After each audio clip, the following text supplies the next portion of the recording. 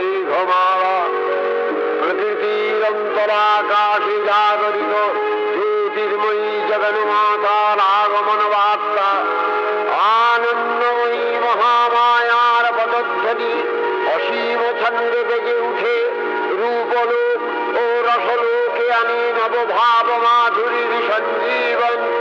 তাই আনন্দিতা শ্যামণী মাতৃকার চিন্ময়ীকে মৃন্ময়ীতে আবাহন।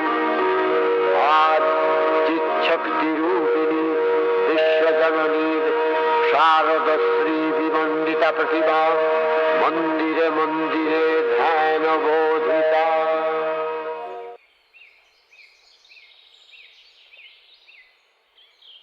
আচ্ছা মাস্টার মশাই, এই মহালয়ার দিনের মাহাত্ম্য, পিতৃপক্ষ, তারপর ধরুন এই তর্পণ, সেখান থেকে দেবীপক্ষের সূচনা, এই সব কিছুর তাৎপর্যই কোথাও না কোথাও আমাদের অজানা। এমনকি আমার মনে হয় শুধু আমরাই নই মাস্টার মশাই, আমাদের থেকে ছোটরাও এই সময় দাঁড়িয়ে এই সব বিষয়ে তেমন ভাবে জানে না। তবে সেগুলো তো জানা উচিত। তাই আমরা ঠিক করেছি আজ এই শুভ দিনে আপনার কাছে এই সব কিছুর মাহাত্ম্য আমরা শুনবো। আচ্ছা চলো তবে শোনা যাক। পিতৃলোক স্বর্গ দেখিনু, পিতৃপুরুষ চলিনু তথা, আশ্বিনেরও কৃষ্ণপক্ষেরও চিনু, পূর্বপুরুষ প্রমুখেরও পুণ্যেরও গাথা। মহাভারতের কথা তোমরা তো অনেকেই পড়েছ এবং বিভিন্ন গল্পও শুনেছ, কিন্তু এটা কি জানো যে মহাবীর কর্ণের আত্মা স্বর্গে গেলে সেখানে তাকে খেতে দেওয়া হলো শুধুই সোনা আর ধনরত্ন। কর্ণ জিজ্ঞাসা করলেন দেবরাজ ইন্দ্রকে, আমার জন্য কেন এরূপ ব্যবস্থা? ইন্দ্র বললেন, তুমি সারা জীবন সোনা হিরে মানিক দান করেছ, কিন্তু পিতৃপুরুষকে জল দাওনি, তাই তোমার জন্য এই ব্যবস্থা। কর্ণ বললেন, আমার কি দোষ প্রভু? আমার পিতৃপুরুষের কথা তো আমি জানতেই পারলাম যুদ্ধ শুরুর আগের রজনীতে। মা কুন্তী আমাকে এসে বললেন আমি নাকি তার ছেলে। তারপর যুদ্ধে ভাইয়ের হাতেই মৃত্যু হলো। পিতৃ অঞ্জলির সময় তো পেলাম না প্রভু। ইন্দ্র বুঝলেন কর্ণের দোষ নেই, তাই তিনি কর্ণকে 15 দিনের জন্য মর্তে ফিরে গিয়ে পিতৃপুরুষকে জল ও অন্ন দিতে অনুমতি দিলেন। ইন্দ্রের কথা মতো এক পক্ষকাল ধরে কর্ণ মর্তে অবস্থান করে পিতৃপুরুষকে অন্ন জল দিলেন। তার পাপস্খলন হল এবং যে পক্ষকাল কর্ণ মর্তে এসে পিতৃপুরুষকে জল দিলেন সেই পক্ষটি পরিচিত হল পিতৃপক্ষ নামে। পিতৃপক্ষে স্বর্গত পিতৃপুরুষের উদ্দেশ্যে পার্বণ শ্রাদ্ধ ও তর্পণ করা হয়। যমালয় থেকে মর্তলোকে এ সময় পিতৃপুরুষেরা আসেন। তাদেরকে তৃপ্ত করার জন্য তিল জল দান করা হয় এবং তাদের যাত্রাপথকে আলোকিত করার জন্য উল্কাদানও করা হয়। হিন্দু ধর্ম মতে পিতৃপক্ষ পূর্বপুরুষের স্মরণাঞ্জলির জন্য প্রশস্ত এক বিশেষ পক্ষ। এই হল পিতৃপক্ষের প্রকৃত মাহাত্ম্য।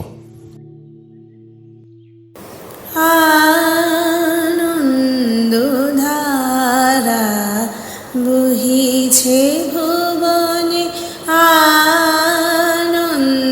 আনন্দধারা বহিছে ভুবনে, দিন রজনী কত অমৃত রস উথলি যায় অনন্ত গগনে, আনন্দধারা বহিছে ভুবনে। পান করে রবি শশী অঞ্জলি ভরিয়া, সাদা দীপ্ত রহি অক্ষয় জ্যোতি। পান করে রবি শশী অঞ্জলি ভরিয়া, সাদা দীপ্ত রহি অক্ষয়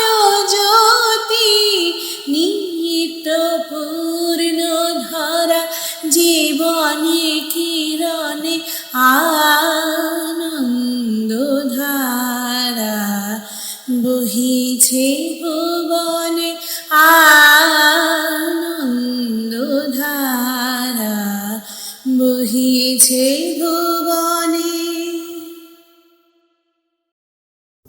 मधुकैटवभिध्वंसे वेधात्रे वरदे नमः। रूपं देहि जयं देहि यशो देहि दिशो जहे। महिषासुरनिर्नाशे वक्तानं सुखदे नमः। रूपं देहि जयं देहि यशो देहि दिशो जहे। धूम्रनेत्रवधे देवी धर्मकामार्थदायिने। रूपं देहि जयं देहि यशो देहि दिशो जहे। रक्तबीजवधे देवी चण्डमुण्डविनाशिनी। रूपं देहि जयं देहि यशो देहि दिशो जहे। निशुम्भशुम्भनिर्नाशे त्रैलोक्यशुभदे नमः। रूपं देहि जयं देहि यशो देहि दिशो जहे। वन्दिताङ्घ्रियुगे देवी सर्वसौभाग्यदायिनी। रूपं देहि जयं देहि यशो देहि दिशो जहे। अचिन्त्यरूपचरिते सर्वशत्रुविनाशिनी। रूपं देहि जयं देहि यशो देहि दिशो जहे। नातेभ्य सर्वदा भक्ता चार्पणे दुरितापहे। रूपं देहि जयं देहि यशो देहि दिशो जहे। स्तवद्भ्य भक्तिपूर्वं त्वं चण्डिके व्यधिनाशिने। रूपं देहि जयं देहि यशो देहि दिशो जहे। चण्डिके सततं युद्धे जयन्ते पापनाशिनी। रूपं देहि जयं देहि यशो देहि दिशो जहे।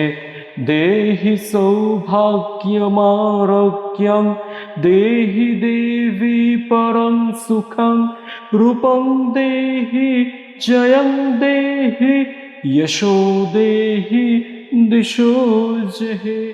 विदेहि देवि कल्याणं विदेहि विपुलं श्रियं। रूपं देहि जयं देहि यशो देहि दिशो जहे। विदेहि द्विषतां नशं विदेहि बलमुच्चके। रूपं देहि जयं देहि यशो देहि दिशो जहे। शूरशूरशिररत्ना निकृष्टचरणम्बुजे। रूपं देहि जयं देहि यशो देहि दिशो जहे। विद्यावन्तं यशोसन्तं लक्ष्मीवन्तं च मां कुरु। रूपं देहि जयं देहि यशो देहि दिशो जहे। देवी प्रचण्ड दर्दण्ड दैत्यदर्पनिषूदिनी। रूपं देहि जयं देहि यशो देहि दिशो जहे। গঙ্গারও বাড়ি করতুলে লই তর্পণ করি কল্যাণ মন্ত্রে। মুখরিত তটে অম্লান ললাটে অর্পণে মুক্তির পিতৃতন্ত্রে। তর্পণ কথাটা তোমরা অনেকেই শুনেছ। আমাদের বাবা কাকা জেঠু সবাই কোনো না কোনো সময় তর্পণ করেছেন। কিন্তু তর্পণ শব্দের আক্ষরিক অর্থ কি জানো? তর্পণ শব্দের ব্যুৎপত্তি হলো তৃপ্ত যুক্ত অনট। তৃপ ধাতুর অর্থ তৃপ্তি সাধন করা। এখানে তৃপ্তি সাধন বলতে দেব, ঋষি, পিতৃ, মনুষ্যগণের তৃপ্তি সাধনকে বোঝানো হয়েছে। সাধারণভাবে মৃত পূর্বপুরুষগণকে জলদান করাকেই তর্পণ বলা হয়। আমাদের পূর্বপুরুষগণ তাদের বংশধরগণের কাছে পিণ্ড ছাড়াও জলের আকাঙ্ক্ষাও করেন, কারণ হিন্দু শাস্ত্রানুসারে দেহের বিনাশ হলেও আত্মার বিনাশ হয় না। তাই আমাদের পিতৃগণের দেহে যে আত্মা ছিলেন, তিনি এখন যে শরীরেই অবস্থান করুন, সেই শরীরেই জলক্রিয়া ও শ্রাদ্ধের দ্বারা তিনি তৃপ্তি লাভ করে থাকেন। শাস্ত্রমতে দেব, ঋষি, পিতৃ, মনুষ্যগণের তর্পণ করলে তারা খুশি হন ও বিনিময়ে তারা আমাদের সুখ, সমৃদ্ধি, সাফল্য, পরিপাক শক্তির বৃদ্ধি ও দীর্ঘায়ু দান করেন। তর্পণ প্রতিদিনই করা উচিত, কিন্তু নানা কাজে মানুষ ব্যস্ত থাকায় পিতৃপক্ষের 15 দিন তর্পণ করে থাকে। যারা তাতেও অক্ষম, তারা মহালয়ার দিন উষাকালে পিতৃপুরুষের উদ্দেশ্যে তর্পণ করে। नमो दिव्यै महादिव्यै शिवा वै सततं नमः। नमो कथित वै भद्रा वै नियता प्रणता स्मतं। रुद्वा वै नमो नित्वै गर्जै धत्वै नमो नमः। जस्ना वै चन्द्ररूपिन् वै शुखा वै सततं नमः। कल्याण वै प्रणता विद्वै सिद्वै कुर्मो नमो नमः। नैरीत्वै भूयितां लक्ष्मै शर्वान् वै ते नमो नमः। दुर्गा वै दुर्गापारा वै शारा वै सर्वकारिन् वै तत्वै तथैव कृष्णा वै धुर्मा वै सततं नमः। अतीशो मातृद्वा वै नतस्तस्मै नमो नमः। नमो जगत्प्रतिष्ठा वै देव्यै कृत्वै नमो नमः। এবার আসবো মহালয়ার কথায়। মহালয়া কথাটির অর্থ কি জানো? মহালয়া মানে জানি পুজো আসছে, মা আসছে, এটাই জানি। মহালয়া শব্দের আসল অর্থ বা মহালয়ের তাৎপর্য তা তো জানি না। আর এই ব্যাপারে নানা মুনির নানা মত।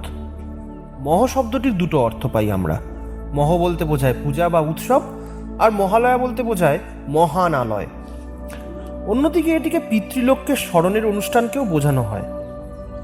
পিতৃপক্ষের অবসানে অন্ধকার অমাবস্যার সীমানা পেরিয়ে আমরা যখন আলোকময় দেবীপক্ষের আগমনকে প্রত্যক্ষ করি, তখনই সেই মহালগ্নটি আমাদের জীবনে মহালয়ার বার্তা বহন করে আনে।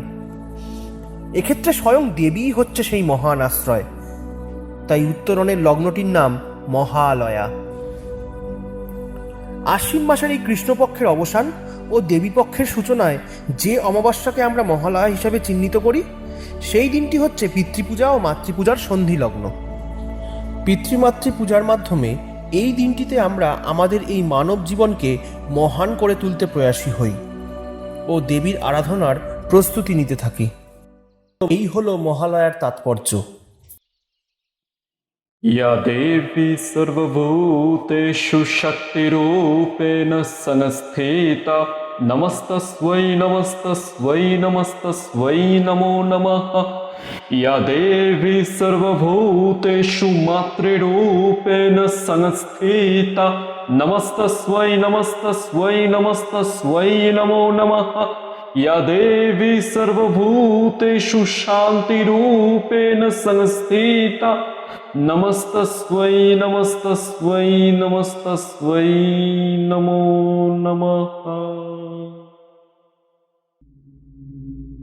जागो देवी যশোমতি সুগতি নাশিনী, জাগো দেবী শক্তিরূপা স্বাধীনচারিণী, জাগো দেবী জলে স্থলে শহরে জঙ্গলে যেখানে যেখানে বহু অগ্নিকাণ্ড জলে, জাগো দেবী রান্নাঘরে চেনানা ফাটকে, জাগো দেবী শিল্প ঘরে কবিতা নাটকে, জাগো দেবী বিলকিস বানর দুর্দিনে, জাগো দেবী গুজরাটে কুতুবুদ্দিনে, কেওনঝড়ের মৃত বিশপের মেয়ে যদি ফিরে আসে দেবী, জাগো গান গে 21 শতকে এই বাংলার ঘরে, এসো দেবী শীত বর্ষা অনাবৃষ্টি ঝড়ে, জাগো জাগো শস্য দেবী তোমার বাহাতে, আমলা সোনের থালা ভরে দাও ভাতে, আমাদের ঘরে ঘরে হেতাল পারে, ধর্ষণ না ঘটে যেন আবার আর এক, ঝাঁটা ও ডান্ডা নিয়ে যেসব কন্যায় আদালতে ঢুকে পড়ে ধর্ষক পেটায়, হাতা ও খুন্তি নিয়ে যেসব মায়েরা লড়াই জীবন পঞ্চলে মুসাইরা।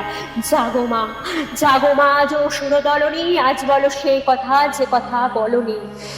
জাগাও তোমারে যত কন্যাদেরও মা, জাগো সাধারণ মেয়ে দেবীর উপমা, জাগো সাধারণ মেয়ে দেবীর উপমা, জাগো সাধারণ মেয়ে দেবীর উপমা।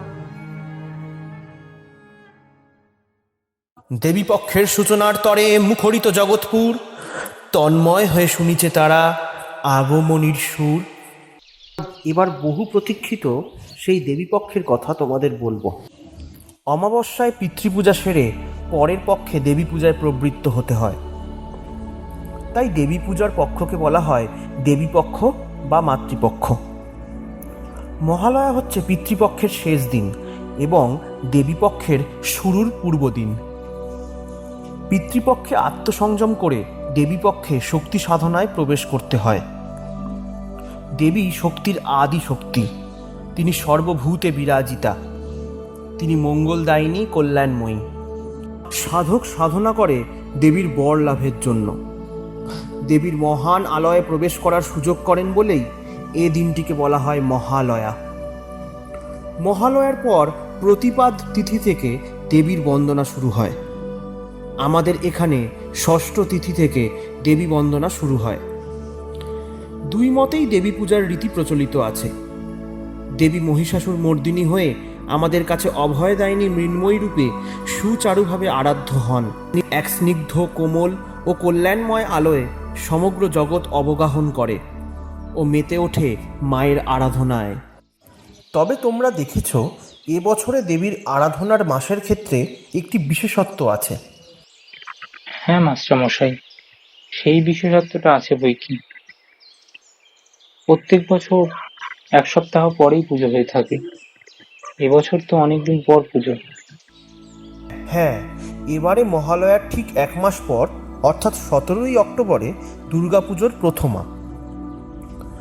এর কারণটি হলো দুটি অমাবস্যা এক মাসে পড়েছে। তোমরা নিশ্চয়ই জানো এক মাসে একটি পূর্ণিমা ও একটি অমাবস্যা হয়ে থাকে, কিন্তু এক মাসে দুটি অমাবস্যা হলে সেই মাসকে শাস্ত্রমতে মল মাস বলা হয়ে থাকে। যেহেতু যে কোনো পূজা পার্বণ দিনক্ষণ তিথি মেনে করা হয়, তাই এতে মিলেমিশে থাকে ধর্মবিশ্বাস, কিছু সংস্কার ও দীর্ঘদিনের চালু প্রথা। আমাদের বহু প্রাচীন হিন্দু শাস্ত্রে মল মাসে সব কিছুই নিষিদ্ধ, কোনো শুভ কাজ করা যায় না। পঞ্জিকা মতে শুভ চন্দ্রমাস শুরু হবে 17ই অক্টোবর থেকে। তাই শাস্ত্র নিয়ম মেনেই মহালয়ার 35 দিন পর কার্তিক মাসে এবার দুর্গাপুজো হবে। এবছর সবই ব্যতিক্রম হচ্ছে। বিশ্ব মহামারীর এহেন দুর্যোগময় পরিস্থিতিতে দেবী দুর্গতি নাশিনীর আগমনে আমাদের জীবনের সমস্ত আধার, সমস্ত রোগ ব্যাধি দূরীভূত হোক। মায়ের আসার সাথে সাথে জগতের সব অশুভ শক্তি, সমস্ত অশুভ ছায়া, সমস্ত অতিমারীর বিনাশ হোক।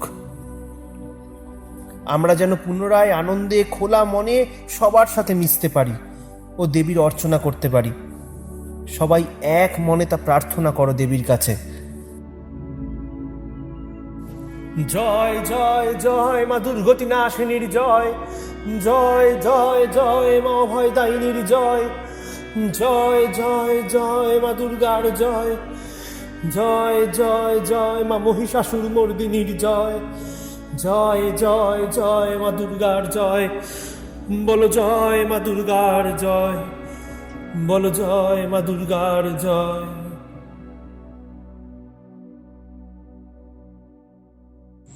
বাজলো তোমার আলোর বেনু, বাজলো তোমার আলোর বেনু, মাতলো রে ভুবন, বাজলো